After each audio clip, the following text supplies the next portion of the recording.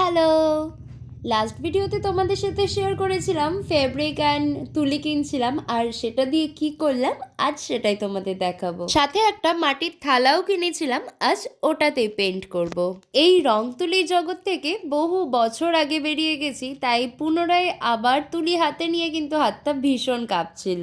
আর এইদিকে video on করতেই ভুলে গেছি, ভিডিও অন করার আগেই আমি এত দূর কমপ্লিট করে ফেলেছি। যখন ড্রয়িং করতাম তখন অনেক কিছুর ওপরেই পেন্ট করেছি আর অনেক অনেক হাতের কাজও বানিয়েছি, তবে মাটির তালায় ফার্স্ট টাইম, তাও আবার স্কুল প্রজেক্ট।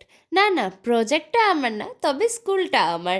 আমি ওই সেম স্কুলেরই স্টুডেন্ট যেই স্কুলের হাতের কাজ আজ আমি করছি। এটা করতে গিয়ে তো আমার নিজের স্কুল প্রজেক্টের কথা মনে পড়ে গেল, যে সেই টাইমে আমার স্কুল প্রজেক্ট কে করে দিত বা কোন ক্লাসে কি প্রজেক্ট ছিল। ইনফ্যাক্ট সেইগুলো আমি সুন্দর করে সাজিয়ে রেখে দিয়েছি, এখনো আমার ঘরে আছে। তবে বহু বছর পর রং তুলি হাতে নিয়ে অনেক ভুল করেছি, যেইগুলো নিজের চোখেই পড়েছে। আর নিজেই ভাবছি যদি একটু প্র্যাকটিসে থাকতাম তাহলে হয়তো আজ আরো সুন্দর হাতের কাজ তোমাদের সাথে শেয়ার করতে পারতাম বা স্কুলে দিতে পারতাম। কোনো কিছু থেকে পুরোপুরি বেরিয়ে গেলে আর সেটাই যদি প্র্যাকটিসে না থাকা হয়, স্বাভাবিকভাবেই হাতের কাজ কিন্তু অনেকটাই নষ্ট হয়ে যায়।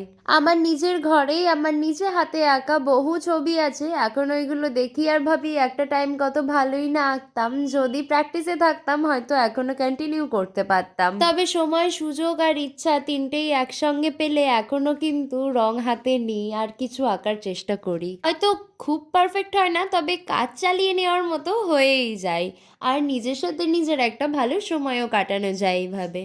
আজকের ছবিটা তো ভীষণ ভয়ে ভয়ে শুরু করেছিলাম, তবে কিছু একটা হয়েছে বুঝতে পারছি। আর স্কুলে ম্যাম দেখলে কিন্তু ম্যাম জিজ্ঞাসা করবে না যে কে এঁকে দিয়েছে, কারণ ছবিটা ভীষণ বাচ্চা বাচ্চাই হয়েছে, কোনো বড়রা করে দিয়েছে এটা ম্যাম ধরতে পারবে না। তো আমার কাজ কমপ্লিট, কেমন লাগলো অবশ্যই জানিও। এবার থেকে সময় আর সুযোগ পেলে তোমাদের সাথেও ভাবছি এরকম কিছু পেন্ট শেয়ার করব।